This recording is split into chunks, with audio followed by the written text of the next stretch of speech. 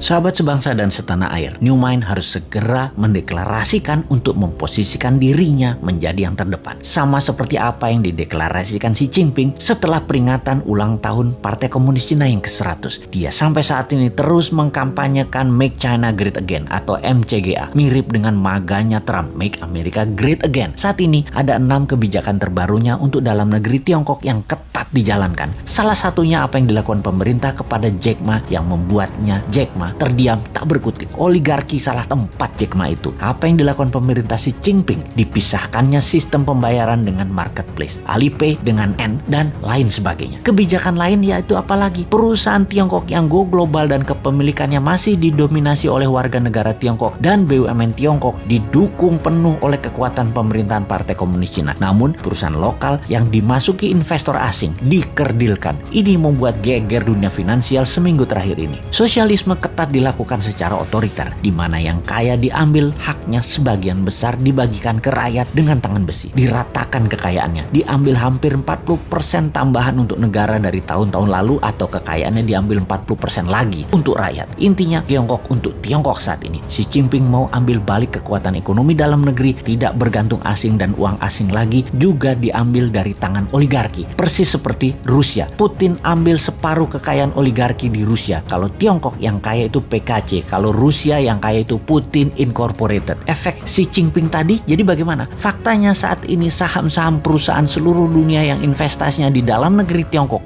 merah semua warnanya dalam seminggu ini. Dunia keuangan seluruh dunia panik. Aksi Xi Jinping ini cukup mengagetkan dunia, karena kalau Tiongkok mau, ternyata Wall Street jangan-jangan bisa kolaps. Hal ini udah ada di benak banyak pengamat. Mereka pengagum Amerika saja yang taat buta tidak melihat bahwa Tiongkok sekarang sudah banyak keunggulannya terhadap Amerika, termasuk sektor keuangan. Karena apa? Karena negaranya otoritarian yang dapat pemimpin yang bagus. Kita sebentar belok diskusinya tentang otoritarian dan demokrasi. Kalau kita dagang ada yang namanya upside dan downside. Dalam bernegara juga ada yang namanya upside dan downside. Di negara otoritarian, kalau dapat pemimpin yang jahat, egois, bengis, maka downside-nya banyak banget kepada bangsa dan negaranya. Kalau dapat pemimpin yang bagus, pro rakyat seperti Xi Jinping, Erdogan, Putin, Lee Kuan Yew, maka upside-nya untuk bangsa dan negaranya banyak. Di negara demokrasi, kalau dapat pemimpin jelek, downside-nya jelek walau tidak sejelek pemimpin otoritarian buruk. Kalau dapat pemimpin bagus di demokrasi, upside-nya tidak terlalu banyak juga. Nggak heran banyak negara walaupun demokrasi namun gaya pemimpinannya pengen otoritarian, berkuasa penuh. Seperti di negara tetangga, kalau aja para pemimpinnya bagus, sudah jadi negara superpower tuh dalam 20 tahun. Tapi faktanya memble, walaupun sudah otoritarian. Jadi apa dong jenis penguasanya? Ya udah tahu sendiri kan ya. Kembali ke Make China Great Again yang mengutamakan kepentingan dalam negeri dan mengutamakan keuntungan Tiongkok di luar negeri menjadi mesin perang baru, persis seperti maganya Trump. Ayo New Mind segera mendeklarasikan MIGA, Make Indonesia